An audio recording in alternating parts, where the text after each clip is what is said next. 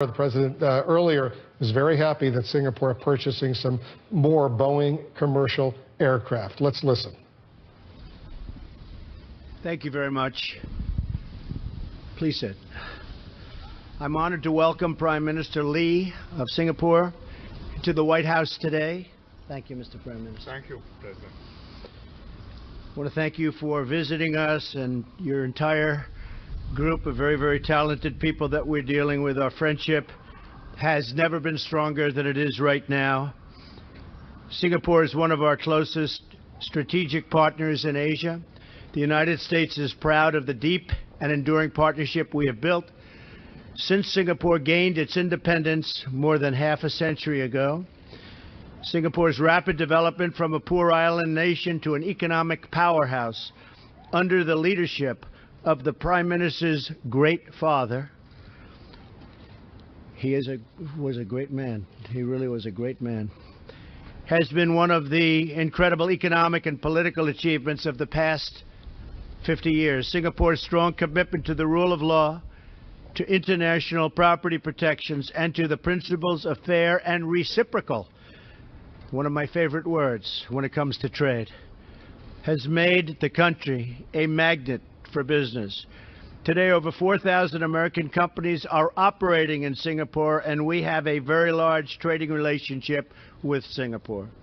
Earlier today, the Prime Minister and I witnessed a contract signing between Singapore Airlines, a great airline, and Boeing, worth more than $13.8 billion. I want to thank the Singaporean people for their faith in the American engineering and the American workers, and our American workers deliver the best product. By far, our robust partnership extends far beyond economic cooperation and trade. Mr. Prime Minister, as your father rightly noted, the development of the economy is very important, but equally important is the development of the nature of our society. So true. The United States and Singapore share profound belief in a society built on a foundation of law. A nation ruled by law provides the greatest security for the rights of citizens and the best path to shared and lasting prosperity. Both the United States and Singapore understand the unmatched power of private enterprise to uplift the human condition. These values have made our society stronger, sustained our partnership through the Cold War, and laid a critical foundation for our lasting relationship today. Our common values and interests have led to a vital security relationship. Throughout Southeast Asia, the United States and Singapore are currently working to enhance the capacity of law enforcement, fight terrorism, and bolster cyber defenses. Our two nations also share an unwavering commitment to countering the North Korean threat and promoting freedom of navigation in the South China Sea. Singapore was the first Southeast Asian nation to join the coalition to defeat ISIS. That was very far thinking. You were there before most. More than 1,000 of its military personnel train here in the United States every single year. When Hurricane Harvey struck our Gulf Coast in late August, Singapore deployed its own helicopters to help transport personnel and critical resources to areas in need. And the Prime Minister told me that and called me and made that request himself. It was a great help, and we want to thank you very much, the use of your helicopters. When the American Navy destroyer, the USS John McCain, suffered a collision at the sea, Singapore came to our immediate assistance. On behalf of all Americans, I want to thank the Prime Minister and the people of Singapore for their support, which has been tremendous, and for their friendship. In a few weeks, I will attend the U.S.-ASEAN Summit in the Philippines, where we will celebrate the 40th anniversary of U.S.-ASEAN relations. I look forward to continuing our discussions at this year's summit and to seeing the great things Singapore will accomplish as ASEAN chair in 2018. In other words, this great gathering will take place in Singapore in 2018. Mr. Prime Minister, thank you for your continuing partnership and leadership the U.S.-Singapore relationship has made both of our people far more prosperous and secure, and our values have made us long-standing friends. We are fortunate to have such a wonderful and loyal partner. Thank you very much. Thank you, Mr. President. Mr. President, ladies and gentlemen, I'd like to thank President Trump for his very warm hospitality. I'm very happy to visit him in Washington following our first meeting, which was at the G20 summit in Hamburg in July. We had a wide-ranging exchange in the Oval Office and then over lunch. We reaffirmed the robust and enduring partnership between Singapore and the United States over the last 51 years. It's a deep and wide relationship with substantial cooperation in economic, defense and security spheres. And we also discussed what more we could do to take it forward. On the economic front, the U.S. is an important partner for many countries in Asia, just as Asia is an important economic partner for the United States. Singapore is a small country, we're just 5.5 million, but we have sizable investments and trade with the U.S., and these continue to grow. For example, we are the second largest Asian investor in the U.S., with more than $70 billion in stock investments. And our total trade in goods and services amounted to more than $68 billion last year.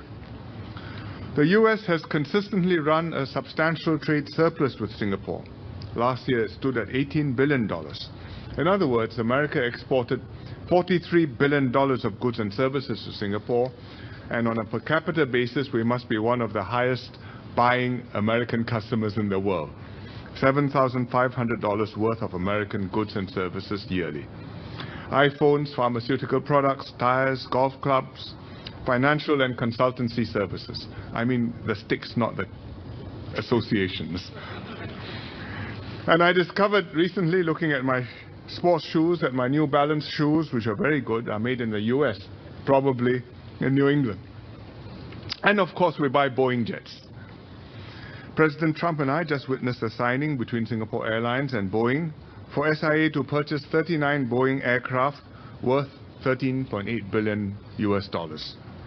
It's a win-win for both sides. It will further modernize SIA's fleet and also support many American jobs. Our defense ties are very strong. Singapore supports a military presence in Asia.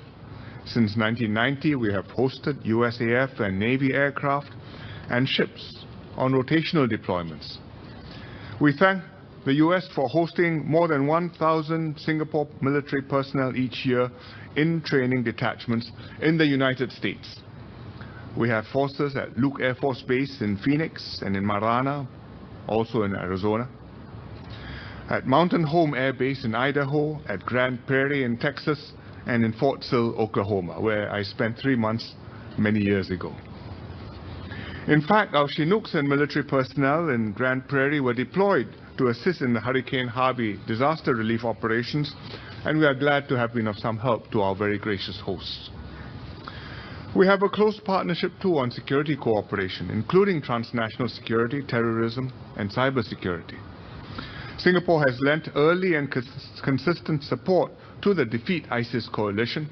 We were one of the first countries to participate and are still the only Asian country to have contributed both military assets and personnel. And as I told President Trump when we met, Singapore will extend our existing deployment to the operation into 2018 for an additional year.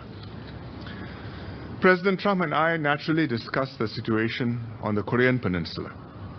We strongly oppose the nuclearization of the Korean Peninsula as it affects the peace and stability of the region.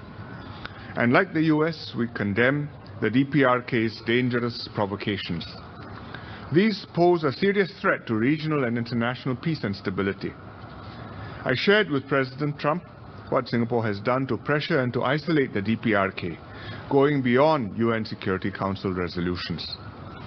But there is no quick and easy solution. Pressure is necessary, but so is dialogue. The US will need to work with others, including China, South Korea, and Japan, and Russia, to resolve the issue. President Trump will be visiting China in a few weeks' time as part of his first visit to Asia. Singapore, like many other countries, watch your relations with China very closely. It's the most important bilateral relationship in the world.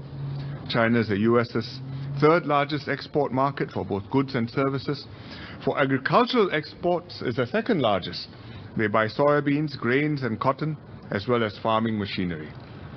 And I'm quite sure that as their incomes go up, they'll buy more and more good American beef. I express my hope that the US will be able to maintain a stable and constructive relationship with China, engaging each other at the highest levels, building trust, establishing institutional mechanisms. Good US-China relations will benefit the region and the world. They will enable countries in the Asia-Pacific, including America and China themselves, to enjoy regional stability, peace and prosperity. Finally, I look forward to seeing President Trump again in Vietnam and in the Philippines next month to attend the APEC and ASEAN and East Asia Summit meetings. His presence in Asia will mean a lot to America's many friends and allies in the region, and it will open doors and develop markets for US exporters and investors. Although the President is not visiting Singapore this time round, I have invited him to visit Singapore at the earliest opportunity, and I'm very glad that he has accepted. Singapore will be the ASEAN chair next year, and we hope to strengthen our ties, ASEAN's ties with the United States and further ASEAN-US cooperation. Thank you very much. Well, thank you very much, everybody. Thank you. Thank you. Thank you. Thank you.